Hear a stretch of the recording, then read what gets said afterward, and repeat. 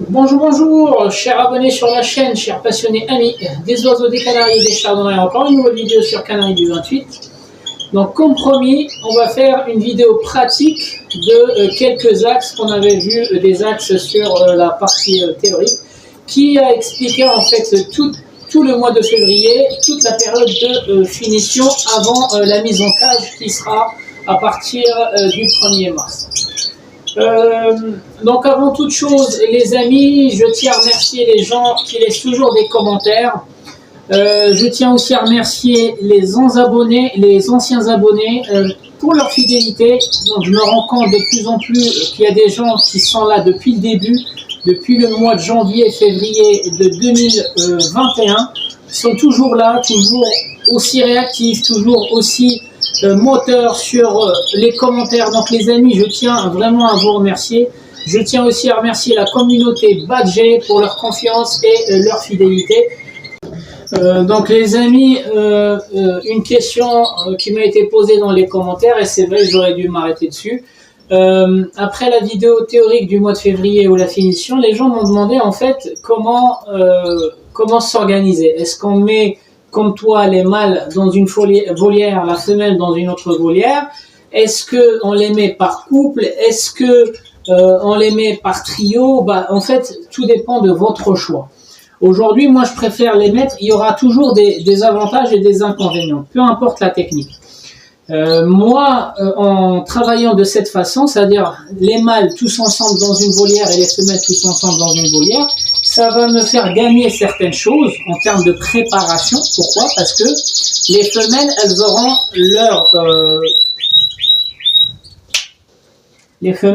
auront leur programme en pâté comme on l'a vu dans la dernière vidéo, c'est-à-dire 2 fois plus de pâté que les mâles.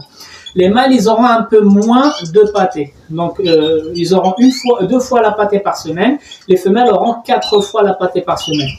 Voilà, donc moi, sur ce point-là, je suis gagnant. Sur un autre point, c'est que entre les mâles, moi, j'ai remarqué que quand on met des jeunes mâles de l'année avec des anciens mâles, ils vont vite gagner en maturité. En chant aussi, en excitation. Moi, j'ai remarqué ça, mais c'est pas quelque chose encore une fois, et des fois, on a du mal à prouver certaines choses remarquées pendant la pratique. Mais rien qu'en chant, moi, j'ai remarqué en mettant des jeunes de l'année 2021 avec des anciens, avec du 2020 ou 2019, en fait, j'ai remarqué que les jeunes, ils montent vite en maturité. Que ça soit en chant, que ça soit en préparation, que ça soit en parade. Donc voilà. Par contre, il y a des inconvénients, et j'en ai payé les frais aujourd'hui, c'est que j'ai un des mâles qui s'est fait agresser. Donc il y a toujours un mâle dominant ou 2 mâles dominants dans votre volière qui vont manger un peu plus que les autres, donc eux ils risquent de s'engraisser et ils risquent d'attaquer un jeune. Moi par exemple, j'ai un jeune, j'ai un panaché qui lui a arraché toutes les plumes de la tête, des rémiges, de la queue. Bon, je l'ai descendu avec la panachée ici, mais bon, il va bien, hein, il n'a pas de maladie, rien du tout. Mais bon, il a peut-être un truc traumatique, il est peut-être un peu traumatisé. D'accord? Les gens qui travaillent déjà les couples ensemble, en fait, ils vont forcément, ça veut dire vous mettez déjà vos couples en place et vous allez commencer la préparation, vous allez forcément pénaliser autre chose. Chez les mâles, j'ai une intensité, donc j'ai mis le niveau 5 chez les mâles en intensité d'éclairage. Donc les LED que je vous ai montré sont dimmables et ils ont 5 niveaux d'intensité. Donc les mâles ils sont sur 5 et les femelles elles sont sur 4, les amis. Voilà, donc il ne faut pas que les femelles soient beaucoup plus prêtes que les mâles et vice versa. Les mâles ils sont prêts avec l'éclairage, donc j'ai mis le niveau 5, donc le maximum d'éclairage. Les femelles, elles ont un niveau en dessous. Par contre, les femelles, elles vont prendre 2 fois plus de pâté que les mâles. Les gens qui mettent des couples ensemble et qui vont les préparer, ils vont forcément pénaliser les femelles sur certains critères et ils vont pénaliser les mâles sur certains critères. La femelle n'a pas besoin de beaucoup plus de lumière parce que des fois ça la gêne, alors que le mâle, il a besoin de lumière pour être stimulé dans le cerveau. La femelle, elle a besoin de trop de graisse, de gras avant de commencer la reproduction.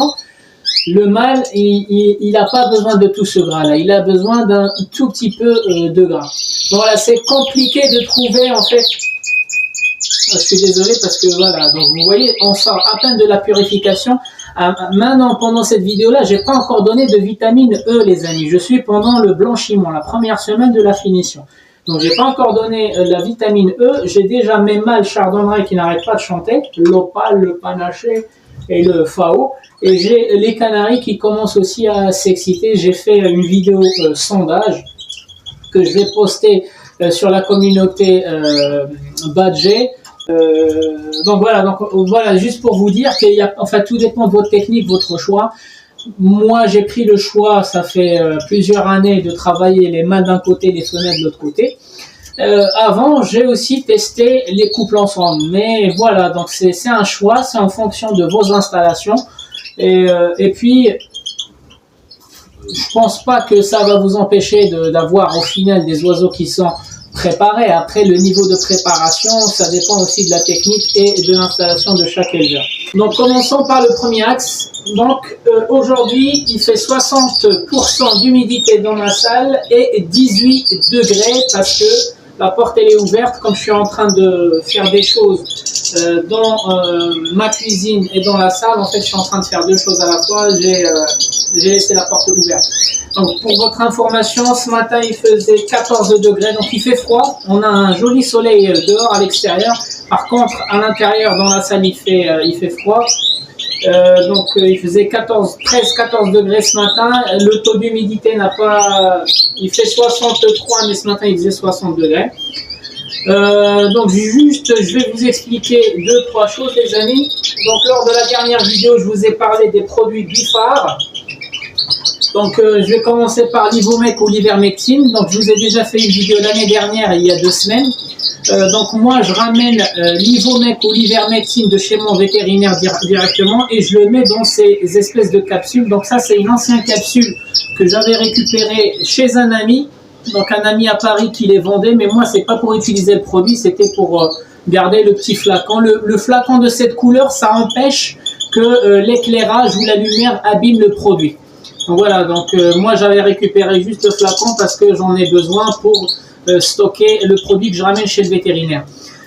Donc moi je ramène jamais des grosses quantités de chez le vétérinaire, je ramène toujours 1 millilitre ou 1,5 millilitre d'ivermectine ou d'Ivomec dilué. Il me les donne dans des seringues et moi je les mets directement ici. Pourquoi? Parce que la goutte elle est beaucoup plus maîtrisée avec ce système-là qu'avec une seringue. Si on appuie trop fort, on peut beaucoup mettre sur l'oiseau. Donc voilà, donc ça c'est juste pour stocker. Donc là-dedans, il reste encore du produit de l'année dernière, mais ça va à la poubelle. Donc ça, je vais pas l'utiliser. Voilà, donc il est resté là depuis l'année dernière. La dernière fois, quand j'ai utilisé, il y a 2 semaines, le produit, j'avais utilisé ce produit-là, donc j'y reviens. Mais juste pour vous dire que moi, l'ivermectine et l'Ivomec, je les ramène en seringue de chez le vétérinaire et je les mets là-dedans pour une seule saison. C'est-à-dire, c'est pour ça que j'en ramène pas beaucoup. Le vétérinaire, il peut même me vendre, il peut me remplir tout ça, mais j'en ai pas besoin. Pourquoi? Parce qu'au bout de 1 an, c'est pas stocké correctement. On va voir en fait les conditions de stockage. Donc ça sert à rien de ramener trop. Ramenez juste le juste nécessaire pour traiter 2 fois au bout de 2 semaines tout votre élevage. D'accord? Voilà, donc cette année, j'ai pas été chez le vétérinaire pour chercher le produit, je vais vous expliquer pourquoi. Et ce qui reste ici, c'est le produit de l'année dernière. Donc c'est l'Ivomec de l'année dernière, les amis. Donc je dois laver la bouteille, la mettre de côté, elle va me servir plus tard. Pourquoi j'ai pas été chez le vétérinaire, les amis? Parce que je voulais tester ces produits Bifar là. Alors j'ai de bons retours sur ces 2 produits-là de chez des amis et donc du coup, je voulais absolument les tester. Donc c'est des produits de la marque Bifar qui sont en libre service sur internet. Ce qu'il faut vérifier sur ce genre de produit, ici il y a dessiné un canari, un mandarin, un gould, pardon, et ici c'est marqué une perruche anglaise et un pigeon. Je ne sais pas si c'est un voyageur ou pas. Mais en tout cas, voilà, donc il faut se méfier, en fait, ce ne sont pas les images qui font que, c'est vraiment ce qui est écrit ici, c'est le dosage. Donc, je ne sais pas si vous voyez, donc voilà, la molécule active, c'est de l'ivermectine, et le dosage, il est de 0,12%. Donc, ça correspond à ce que le vétérinaire me donnait dans les flacons. Ici, c'est pareil, donc méfiez-vous. C'est pas les photos qui comptent, il faut lire, les amis. Quand vous recevez le produit, il faut lire la notice. Donc du coup, ici, malgré que le produit est beaucoup plus grand, il y a des oiseaux de plus grosse taille que des canaris et des mandarins. Vous regardez, la molécule active, c'est d'ivermectine. Et le dosage, la concentration, c'est 0,12%. Donc, ça correspond aussi aux canaris. Seulement, sur ce produit-là, dans la notice, ils vont vous demander d'appliquer une goutte. Donc, vous voyez, c'est le même produit. Ici, il coûte plus cher parce qu'il y a 4 fois plus de quantité que celui-ci. C'est pour ça qu'il va coûter 2,5 fois plus cher que celui-ci. Mais par contre, c'est l'utilisation. Donc, on a vu que c'est la même dilution, la même molécule active. Par contre, ici, ils vont vous demander d'appliquer une seule goutte. Alors, une seule goutte derrière la nuque. Et ici, ils vont vous demander, dans le gros, ils vont vous demander d'appliquer 4 gouttes. 5 gouttes, voilà. Donc, 5 gouttes, voilà, 5 gouttes derrière la nuque de votre oiseau, ça correspond en fait à 5 fois 0,12. Donc ça va vous faire à peu près 0,5-0,6%, ce qui correspond à un dosage d'oiseau taille perruche anglaise ou pigeon. Donc vous voyez, des fois il faut juste être intelligent et lire les produits, comprendre ce qu'on fait, parce que les gens qui utilisent, en fait, qui achètent ce produit-là, qui n'est pas destiné pour les canaris, et qui l'appliquent sur les canaris en respectant ces dosages, 5 gouttes, ça va tuer le tissu et ça va remonter direct, ça va devenir en fait toxique. C'est comme du venin, c'est comme si on injecte du venin à nos canaris. Donc si vous utilisez ça, il faut l'adapter à la taille du canari. Donc une seule goutte, ça revient à appliquer ça. C'est pour ça, pour sécuriser, les marques, ils ont dessiné un pigeon, une perruche anglaise, un canari et un gould, un diamant gould. Donc voilà, juste pour que ça soit un peu plus. Mais les gens qui connaissent en fait un petit peu, ils savent lire, ils ne se perdent pas dans les notices d'utilisation ou les posologies, vous pouvez, moi aujourd'hui, la dernière fois j'avais utilisé celui-ci, et aujourd'hui je vais utiliser celui-ci vu que c'est exactement les mêmes huiles essentielles dans lesquelles on a dilué la même concentration de la molécule d'ivermectine. Juste ici, je ne vais pas respecter la posologie, donc il demande 5 gouttes derrière la nuque d'une grosse perruche anglaise ou un pigeon, mais je vais utiliser la notice de celle-ci, c'est-à-dire une seule goutte derrière. Voilà, donc les flacons, ils sont différents parce que là-dedans, c'est 4 fois, ici, c'est 4 fois le volume de ça, mes amis, d'accord? Et donc ça coûte 2,5 fois plus cher, donc c'est un rapport qualité-prix assez important. Un dernier truc, les amis, ces produits qui contiennent Vivomec ou l'ivermectine, il faut faire attention à leur conditionnement. C'est pour ça, ça ne sert à rien d'acheter une grosse quantité pour mal la stocker et que l'année suivante, en fait, elle est pas aussi active. La molécule n'est plus aussi active que sa première année. Il faut leur éviter la lumière. Que ce soit la lumière naturelle ou la lumière des éclairages, ça annule les effets du produit. Donc voilà, d'où, une fois que vous les avez utilisés, il faut les remettre dans leur truc, ou des fois même, vous tombez directement sur des bouteilles en verre comme ça, des petits flacons, mais avec une coloration, soit noire, soit marron, ça va filtrer certains rayons qui vont impacter en fait l'efficacité du produit. Donc, premier truc, c'est il faut les protéger de l'éclairage. Donc, une fois terminé, vous les mettez dans soit une chaussette noire, soit dans l'emballage d'origine. Il y a un autre truc, le conditionnement. Donc, ça, c'est différent des compléments alimentaires. Les compléments alimentaires, c'est entre 10-15 degrés pour les stocker, les conditionnements. Ces produits-là, c'est entre 2 et 8 degrés Celsius, les amis. Voilà, donc ça sera pas à laisser dans la salle d'élevage, ça sera pas à laisser n'importe où. C'est vraiment à laisser dans un frigidaire, les amis, ou dans un garage où la température ne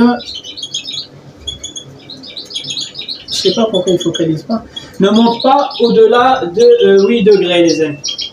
Ça marche. Donc voilà, je voulais m'arrêter sur ma façon de travailler avec l'ivermectine, Vivomec de chez le vétérinaire.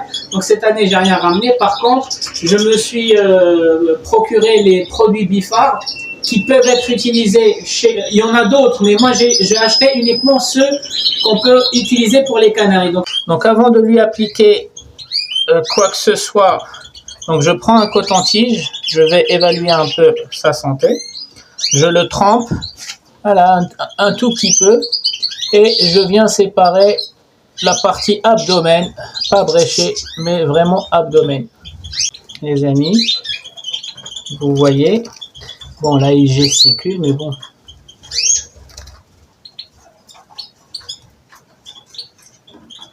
Voilà, un ventre clair, couleur de mon doigt, pas engraissé et aucune couleur bizarroïde. Voilà. Donc là, je sais que lui, c'est un bon sujet pour la reproduction. Ici, c'est un arlequin qui est né chez moi, les amis. Un joli sujet, il chante super bien. Voilà. Donc c'est pareil, je vais devoir examiner son abdomen. Donc celui-ci, il est chez moi depuis sa naissance, donc il ne peut pas me faire un coup. Donc voilà les amis.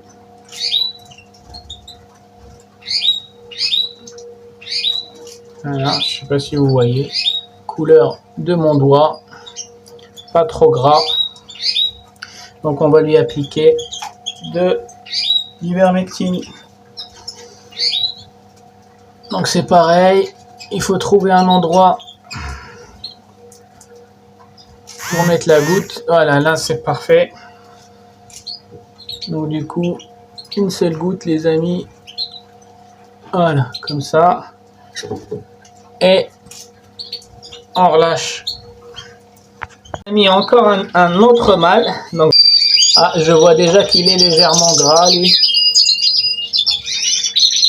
Ça veut dire c'est lui le mâle qui domine en fait la volière. Il mange plus que les autres.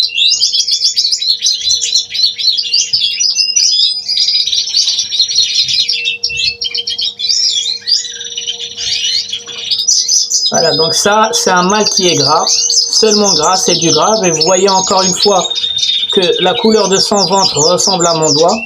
Donc lui, c'est sûr que c'est le mâle qui domine en fait le groupe. Voilà, parce que c'est lui qui va manger le plus de pâtés et le plus de graines. Donc maintenant l'ivermectine c'est pareil, on va séparer les plumes pour pas faire la même erreur que l'autre. Je vais aller un peu vers voilà, le jabot, comme ça, et je viendrai appliquer une seule goutte suffit largement. Donc c'est leur deuxième traitement. J'essaie de, voilà, une seule goutte. Voilà. Non, elle n'était pas sortie. Voilà, quand la goutte est appliquée, on relâche les plumes doucement et on vient faire ça. Et on relâche. Les amis, j'ai changé d'endroit parce que j'étais pas à l'aise là-bas avec le bruit des oiseaux.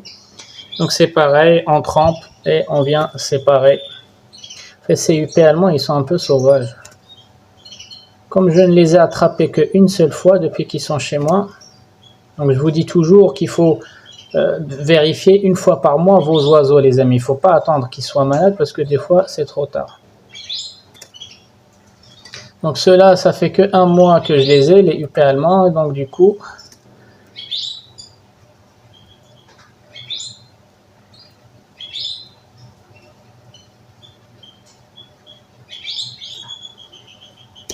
voilà, donc rien d'alarmant les amis, la couleur du doigt.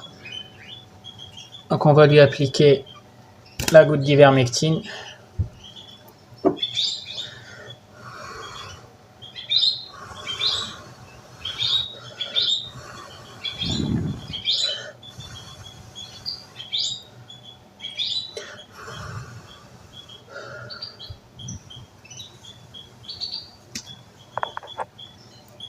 Ensuite, ça c'est un arlequin qui est né chez moi, les amis. Un gabarit de fou. Voilà, donc chimelle sur chimelle, ça donne des gros gabarits. Par contre, c'est une galère à lui enlever tous les kystes folliculaires. Voilà, hop. Donc du coup, pareil. Donc lui, il domine un peu. Donc à mon avis, il sera trop gras et je le sens déjà. Il est déjà trop gras, je le sens. Voilà, donc tout ça, c'est du gras. En volière commune, il y aura forcément les mâles dominants qui vont s'engraisser vite. Voilà, donc tout ça c'est du gras et c'est pas bon, il peut ne pas se reproduire. Vous voyez que son cloaque est vraiment en dessous de son ventre. Donc c'est ça en fait le problème de fertilité. On appelle ça un problème de mécanique. Donc, vous voyez que son cloaque est ici, mais il ne pourra jamais toucher le cloaque de la femelle parce que son ventre est trop gras. Voilà, lui par exemple, il va falloir que je regarde une autre solution parce qu'il mange quasiment plus que les autres. Donc vous voyez que c'est toujours la couleur du doigt, un peu jaunâtre parce que c'est du gras. Bon, lui il risque de ne pas féconder la femelle parce qu'il est trop gras.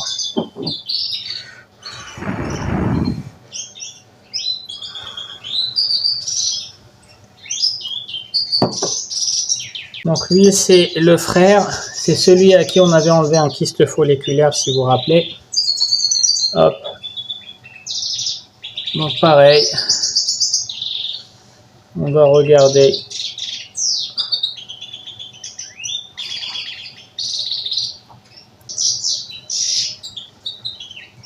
Voilà, donc lui il n'est pas gras. Et vous voyez la couleur de son ventre, couleur de mon doigt. Donc c'est pareil, on va lui appliquer une goutte.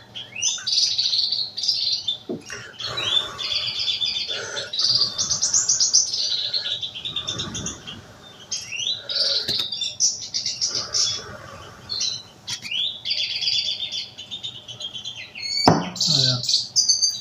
Donc maintenant les amis, on va passer à la période, à la partie boisson. Donc comme je suis en blanchiment, donc le produit que je recommande, le Medox. Donc encore une fois, le Medox ne sert à rien si toute l'année on a négligé le programme. Quand on a un programme annuel bien verrouillé, le Medox va apporter en fait une finition assez incroyable. Donc dans le programme aujourd'hui, c'est de la Volvic, c'est comme ça, hein, même les marques d'eau, je change, je donne pas. Bien nettoyé pendant le blanchiment. Pourquoi? Parce que le Medox, il a tendance à se déposer. Donc des particules de ce produit-là, ils ont tendance à se déposer en bas. Donc bien nettoyer tous les jours. Donc, voilà, tous les jours, bien nettoyer vos abreuvoirs pour purifier le mélange final. D'accord? Donc le Medox, il s'agit d'un complément alimentaire. Comme je vous ai expliqué, les compléments alimentaires, la plupart des compléments alimentaires, c'est 10 ml par litre d'eau. Ici, il s'agit de 1,5 litre, donc c'est 15 ml. Toutefois, il faut bien vérifier qu'il n'y a pas un message particulier qui parle de posologie, mais en général, c'est 10 ml par litre d'eau. Hop. Les gens qui ne sont pas convaincus de ce produit-là, moi je vous propose d'utiliser 10 ml les amis, au lieu de 15 ml. Donc 10 ml c'est un bon compromis.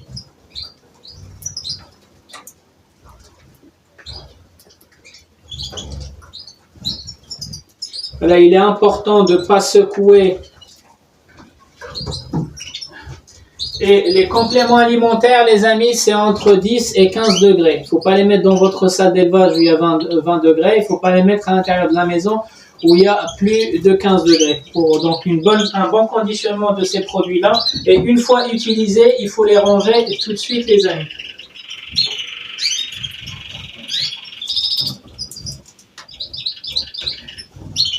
Donc on va laisser reposer, je ne vais pas servir tout de suite, on va laisser reposer ça. Bon bah les amis, maintenant le programme des graines, donc on va revenir sur le régime alimentaire hivernal, c'est-à-dire la préparation du mélange hivernal. Je vous mets le lien et le descriptif pour ceux qui n'ont pas vu cette vidéo-là. La différence avec la purification, c'est que pendant la purification, je prenais cette même dose hivernale et je rajoutais 45 grammes de périlla, l'équivalent de 5 godets comme ça. Ça veut dire je le recoupe une deuxième fois avec la périlla. Alors qu'à la base, pour le mélange hivernal, on avait déjà mis une petite portion de périlla dedans. Donc voilà ce que ça va donner. Pas trop noir non plus. D'accord? Donc du coup, on va s'occuper de ça.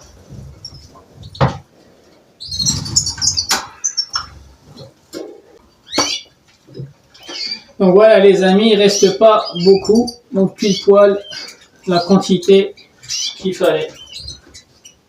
Donc les amis, on est en laissant reposer la boisson. Il faut toujours laisser reposer les pâtés et la boisson pendant 5-10 minutes, histoire que ça soit bien mélangé naturellement. On va s'occuper de la partie pâté les amis. Donc on va parler de la base. Donc vous avez vu qu'en hiver j'avais une base, donc pendant la coloration des jeunes j'avais une base plus le contact Xanthine, le contact. En hiver j'avais aussi une autre base, donc ça c'est le reste de la base de l'hiver. D'accord?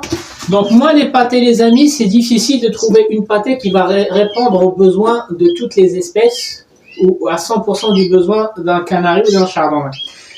Alors, ce que j'ai remarqué avec l'expérience, les amis, c'est qu'il faut au minimum mélanger 2 pâtés ou 3 pâtés pour tomber en fait sur une pâté un peu complexe qui va couvrir toute la partie protéine, la partie animale, protéine végétale ou oligo-éléments, gras, des acides. Donc voilà, donc aujourd'hui, la base de la partie préparation, je vais travailler avec 3 produits. Donc je vais travailler avec cette pâté de chez Vercellaga, pâté aux œufs. Donc idem, dans ce genre de pâté les amis, la dernière fois je vous ai parlé des 6 vitamines essentielles qui se trouvent dans les compléments alimentaires sous forme de poudre. Ces 6 compléments alimentaires, vous pouvez les vérifier dans les produits Vercellaga toujours. Ils sont déjà incorporés dedans. Mais encore une fois, c'est des petites doses. Voilà, donc ça c'est une pâté riche en œufs, c'est-à-dire en protéines animales les amis.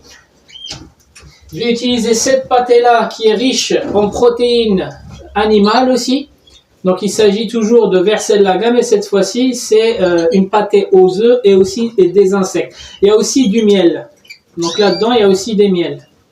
Mais elle est plus destinée aux indigènes. Donc le chardonnay, le verdier, le tarin, le bouvreuil, etc.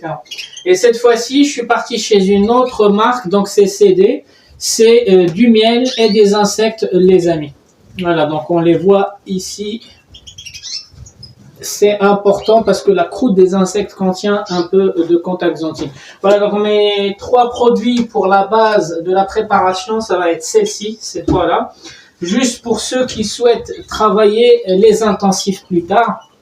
Donc ceux qui ont déjà sélectionné des oiseaux pour faire du rouge intensif, les amis, il faut dès maintenant mettre un peu de colorant. Et pourquoi? Parce que les parents, ils vont avoir des œufs prédisposés. Les jeunes, ils seront déjà prédisposés pour la coloration. Je ne vais pas dire systématiquement tous les jeunes, mais le fait de commencer à mettre de la coloration dans votre préparation avant la fécondation, avant l'accouplement des jeunes, l'accouplement des parents, les jeunes ils seront déjà prédisposés. Il y a plus de chances que les jeunes seront prédisposés à fixer le colorant entre le sevrage et la future juvénile. Donc moi je vais pas l'utiliser parce que j'ai pas de rouge, moi je ferai que de l'arlequin. Je ferai des arlequins et voilà, et mes chardonnerets je les colore comme tous les ans après le sevrage. Mais voilà. Donc ça, c'est le produit que j'utilise moi pendant le sevrage. Mais ceux qui travaillent les canaris intensifs, le rouge intensif, moi je vous recommande vivement de rajouter ce 4e produit. Voilà, les gens ils me disent ils colorent pas bien. En fait, c'est pas un colorant, c'est une précoloration les amis. C'est une base, ça on le met dans la base de notre pâté. Après la coloration se fera par la contact-xanthine plus tard. Et les produits, encore une fois, les colorants avec de la contact-xanthine, ils sont la panoplie elle est un peu plus réduite. Donc voilà, si toi qui me regardes, tu vas travailler des rouges intensifs dans cette saison qui arrive, je te recommande de rajouter ce produit-là dans ta base de pâté pour la préparation. Mais moi, je ne vais pas le mettre, les amis. Donc tout simplement, je vais mélanger ces 3 produits. Et pourquoi j'ai choisi ces 3 produits? En fait, c'est tout simplement la même marque Vercellaga. Parce qu'ils contiennent plus ou moins les mêmes additifs. Donc, je n'ai pas à mélanger des additifs d'une marque avec une autre.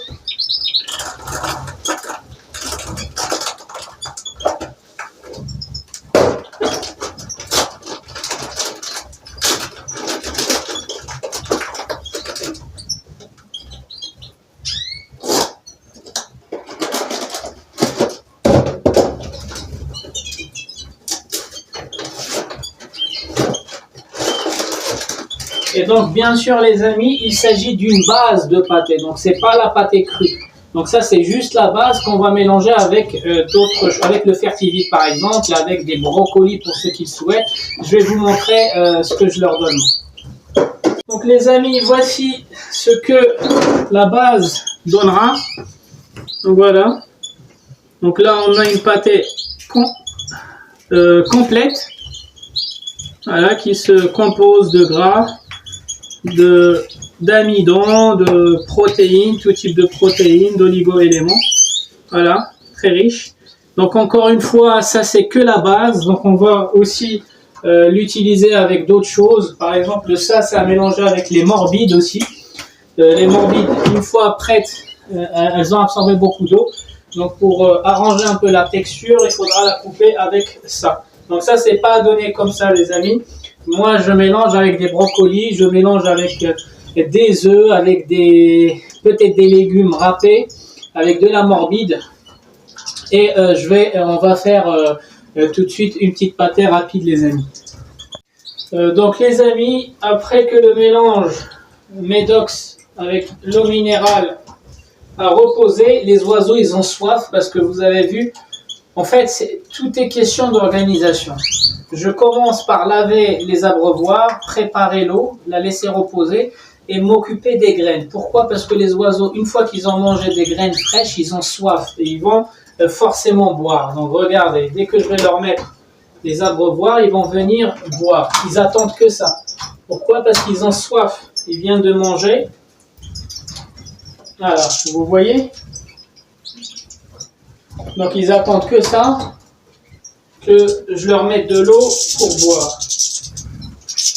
Même les canaris en bas, qu'on n'arrive pas à voir. Voilà, comme ça c'est sûr qu'ils vont boire parce qu'il y en a qui ne boivent pas, ils évitent les produits. D'accord les amis, donc on va s'occuper de la pâtée. Donc à savoir que pendant le blanchiment les amis, l'idée du blanchiment comme je vous ai expliqué, c'est de réduire la flore intestinale. Donc réduire la flore intestinale, il y a moins de bactéries, moins de levures. Donc le transit intestinal il a tendance à être ralenti. Il faut pendant cette semaine de blanchiment leur mettre à disposition le grit et le sable. Donc, premièrement, renforcer le gésier avec du grit de bonne qualité. Deuxièmement, mettre à disposition le sable et des minéraux. Ça, c'est le sable et les minéraux, les amis. Et troisième chose, les amis, c'est la pâtée. Donc pour moi, c'est pas obligatoire, mais pour moi, c'est important de leur mettre, en plus des graines, quelque chose qui est beaucoup mieux assimilable. Pourquoi? Parce qu'ils auront moins de bactéries. On est en train de réduire les bactéries. Il ne faut pas que leur transit intestinal freine beaucoup. Donc l'idée, c'est de leur remettre aussi un autre plat qui est une pâtée assimilable. Donc je vais vous montrer ce que je leur donne pendant en petite quantité, pas beaucoup, en petite quantité, mais vraiment assimilable pour les aider en fait à manger quelque chose déjà.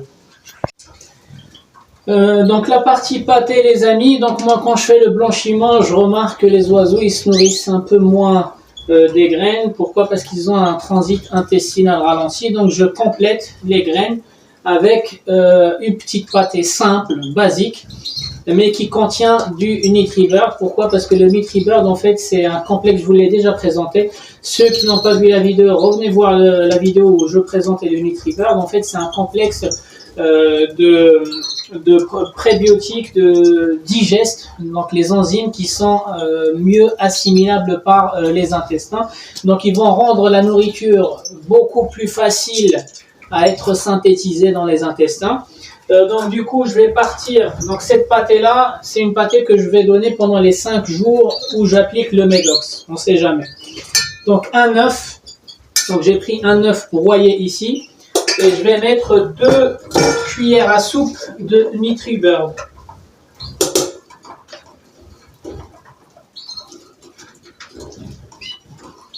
Voilà, ne mettez pas beaucoup de doses les amis, je mélange.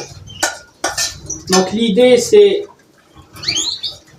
qu'ils puissent se nourrir d'une pâtée facilement assimilable. Pourquoi? Parce que leur flore intestinale elle est réduite maintenant, ou elle est en train de se réduire.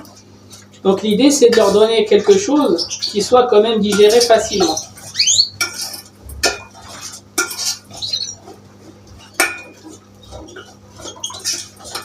Voilà, donc les œufs avec le Nutribur. Et avec la base de pâté, je viens mettre aussi une cuillère. Voilà, je mets une seule cuillère dans un premier temps.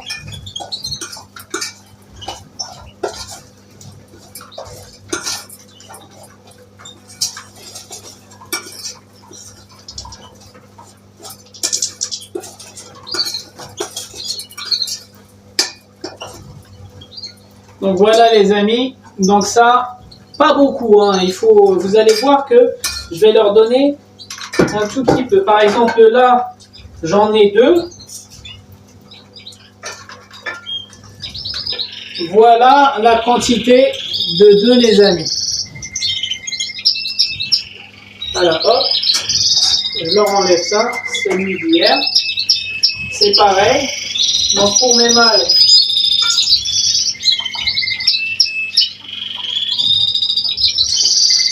hop, voilà, pour les mâles chardonnay. Pourquoi? Parce que ça va leur permettre quand même de manger quelque chose plus facilement, parce que les graines pendant le blanchiment, c'est pas évident à les traiter dans le système digestif les amis. Donc ça, c'est juste les aider pendant le blanchiment. Voilà les femelles aussi. Et bien sûr les canailles. Donc voilà les amis. C'est une vidéo, on a regroupé quand même 3-4 axes théoriques qu'on avait vus dans l'ancienne vidéo.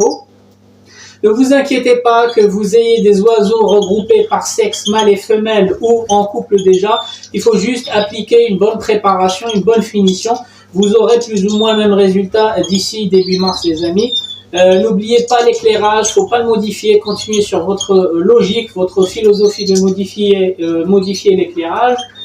Donc je pense refaire une autre vidéo, mais cette fois-ci en dehors du blanchiment pour vous montrer une des 2 pâtés, ou peut-être les 2 pâtés aussi, celle où je rajouterai en fait les probiotiques, ou celle où je rajouterai le Fertivite, pour vous donner aussi une idée sur ma méthode. Bon les amis, vous avez vu, on s'est occupé des graines, on s'est occupé de la boisson, on s'est occupé du Médox, et en parallèle du Médox, pour aider les oiseaux, ceux qui n'ont pas les produits que je viens d'utiliser, donnez juste un œuf écrasé, vous mettez un œuf écrasé avec une autre pâte, et quelque chose qui soit un peu mou et facilement assimilable par le corps. Les amis, c'était Canal du 28, je vous souhaite un bon visionnage, je vous dis à la prochaine vidéo.